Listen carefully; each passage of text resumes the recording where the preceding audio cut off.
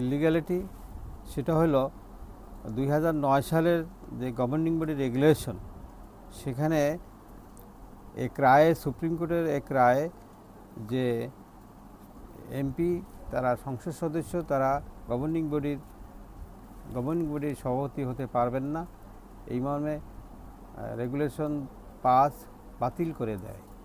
এবং এর সাথে সাথে সরকার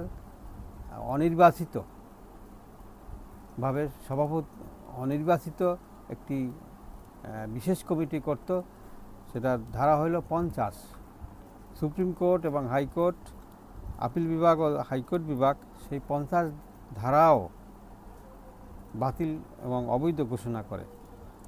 এবং স্কুল কলেজের যে গভর্নিং বডি এবং শুধু স্কুলের যে ম্যানেজিং কমিটির সভাপতি নিয়োগ করা হয় কমিটির সদস্যদের ভোটের মাধ্যমে। এবং সুপ্রিম কোর্ট, হাইকোর্ট বিভাগ এবং আপিল বিভাগ নির্দেশ দিয়েছিল স্কুলের ম্যানেজিং কমিটি যেভাবে সদস্যদের দ্বারা নির্বাচিত হয় সভাপতি, ঠিক অনুরূপভাবে কলেজের গভর্নিং বডিরও সভাপতি কমিটির সদস্যদের মাধ্যমে নির্বাচন করার নির্দেশ দিয়েছিল সুপ্রিম কোর্ট।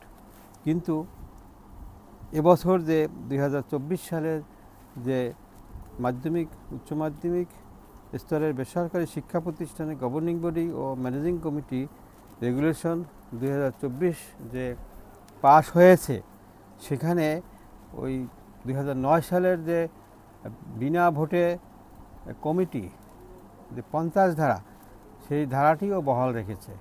এবং সুপ্রিম কোর্টের নির্দেশ অমান্য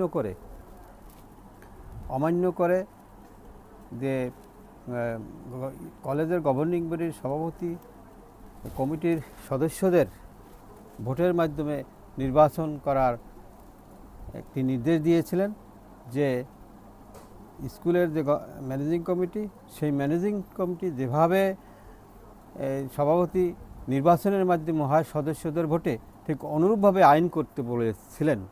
কিন্তু সরকার সেই সুপ্রিম কোর্টের সেই আদেশ অমান্য করে এই গভর্নিং বডির যে সভাপতি, সেটা নির্বাচনের মাধ্যমে হবে না, সেটা সরকার অনির্বাচিতভাবে নিয়োগ দান করবে, সেই পূর্বের আইনই বহাল রাখে।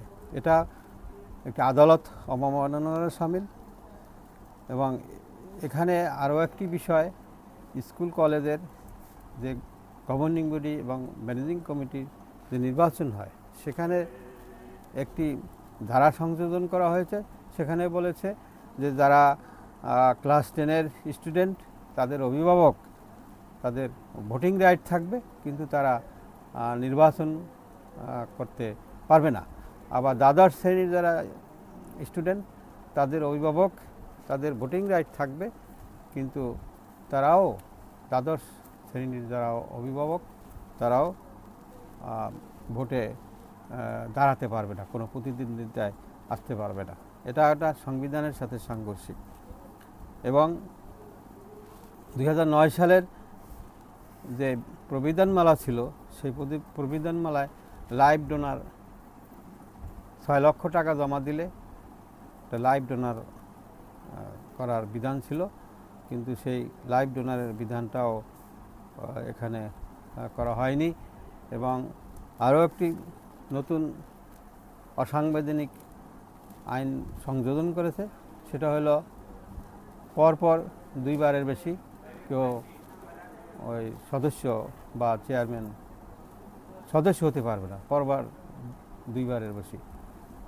এটা পূর্বে ছিল না, এখন 2 বার তাদের ভোটিং রাইট থাকবে, কিন্তু কোনো 2 বারের বেশি নির্বাচিত হতে পারবে না।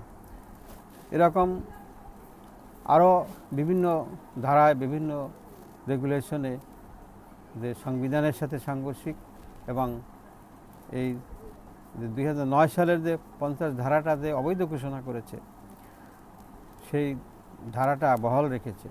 সংবিধানে 112 এবং 111 এখানে স্পষ্টভাবে বলা আছে যে সংবিধানের 111তে বলা আছে যে হাইকোর্ট বিভাগ এবং আপিল বিভাগের যে রায় সেটা সকলের জন্য মানতে হবে, কিন্তু এখানে এই সরকার সেই আপিল বিভাগের রায় মান্য করে নেয় এবং হাইকোর্ট বিভাগের রায়ও মান্য করে নেয়, যা আদালত অবমাননার শামিল।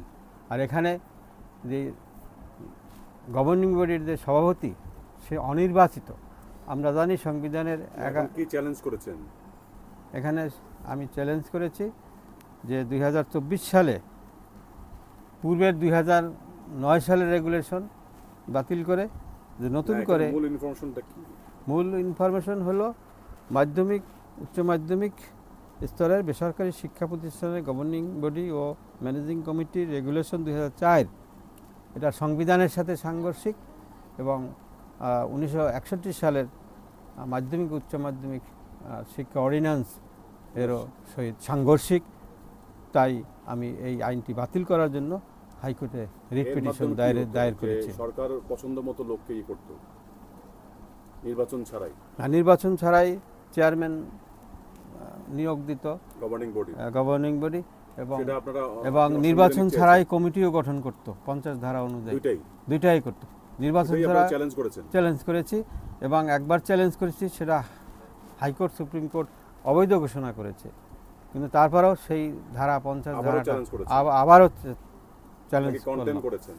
কন্টেম্পট করি না এখনো, এখানে আমি এখন রিড করেছি এই 2024 সালের যে রেগুলেশন সেটা অবৈধ ঘোষণার জন্য হাইকোর্টে রিট করেছি।